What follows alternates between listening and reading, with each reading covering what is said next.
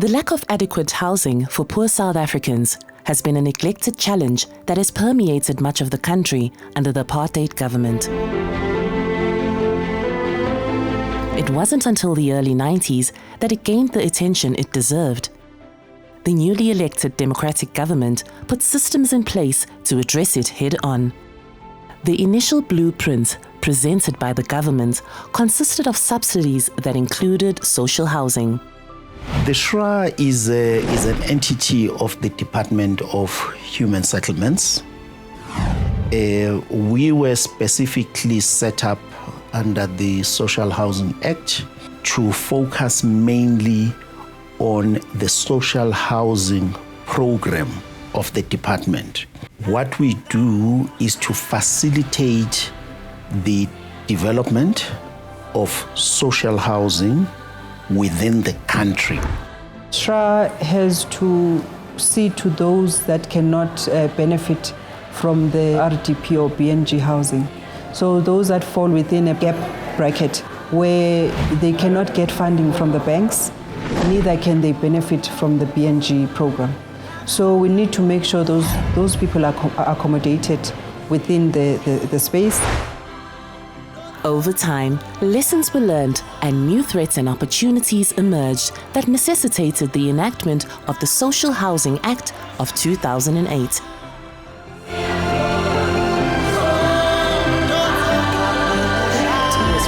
To pursue the following goals: to establish and promote a sustainable social housing environment, to define the functions of national, provincial and local governments in respect of social housing, to establish the Social Housing Regulatory Authority in order to regulate all social housing institutions obtaining or having obtained public funds, to allow for the undertaking of approved projects by other delivery agents with the benefit of public money, to give statutory recognition to social housing institutions.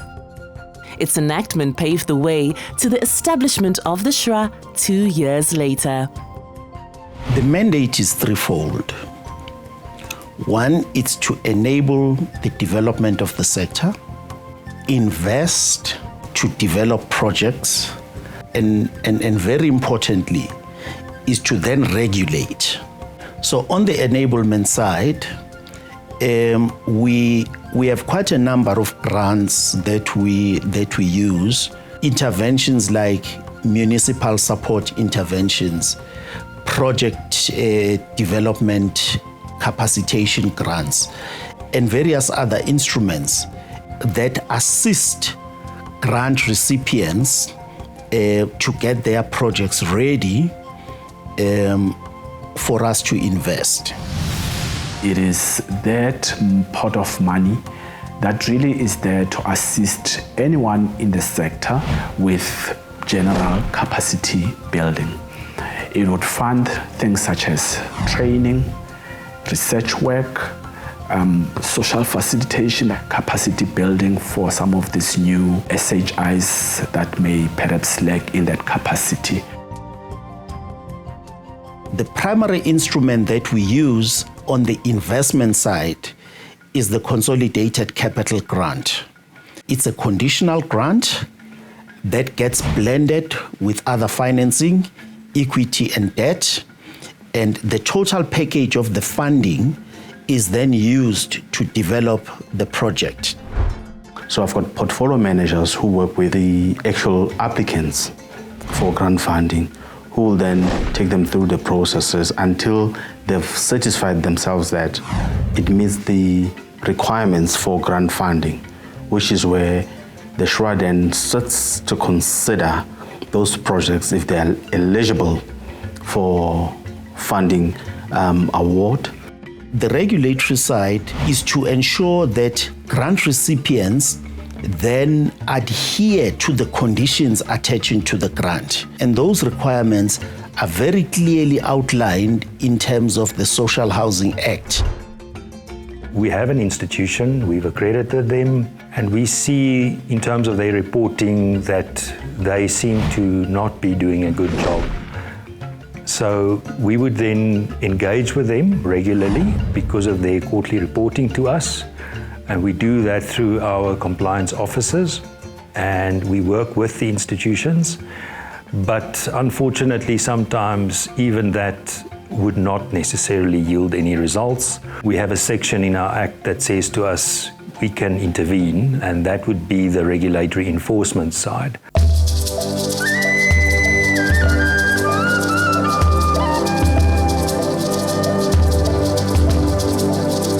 You know that housing is a problem in South Africa, mainly due to affordability, availability of good, well-located land parcels and buildings. So the Shra, in its mandate and the marching orders that we've received as an agency, is to identify those well-located land parcels and buildings and turn them into rental stock.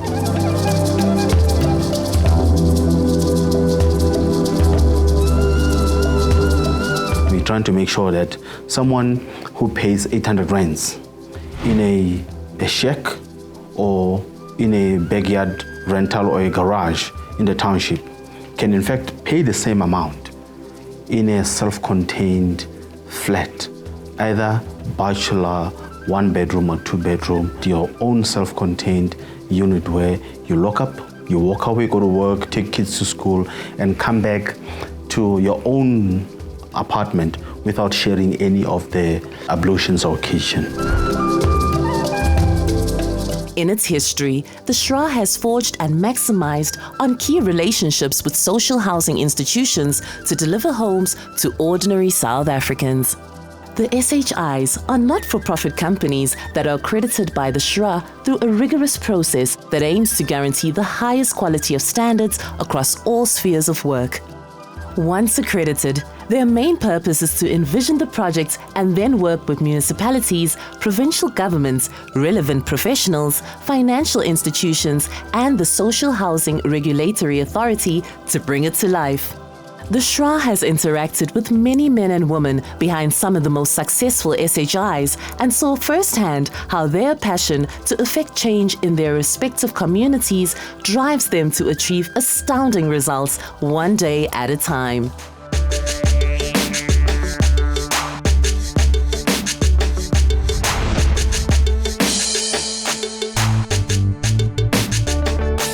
Social housing tenants are happy tenants. I mean, they pay less rental than they would have elsewhere. The units are well maintained and they're habitable. There are good environments to raise children in. There are happy places to live in. All of them are closer to transport nodes. And in most social housing institutions, they create jobs within the projects. The medium-term strategic framework is the plan of government for every administration's term. So the 6th administration came in 2019 and their term ends in 2024. Where we are is that we started with a target of 18,000 units that we are supposed to deliver as the Shra. We have made great effort towards achieving those targets, as at the end of the term we are projecting that we will have reached just in excess of 80% of that 18,000 unit target. Every project that has either been completed or is currently in the pipeline was inspired by the need to change lives. Over and above the metrics used to track progress of social housing, the Shra and all of its stakeholders live for the moment when a new resident receives the keys to their new home. We do have a positive outlook. I think most of the colleagues here, we all have a passion for the product. We understand the impact that it has to the citizens of South Africa. And I think it's a warm feeling knowing that we're contributing in the best way that we can to improve the lives of South Africans in light of our product. The achievements that I have spoken about are attributable to nothing else but the dedication of the employees of this organization. It is attributable to the support that we get from the National Department. It is attributable to the council that holds us accountable for the work that we actually do as an institution, because that is where we derive our marching orders from.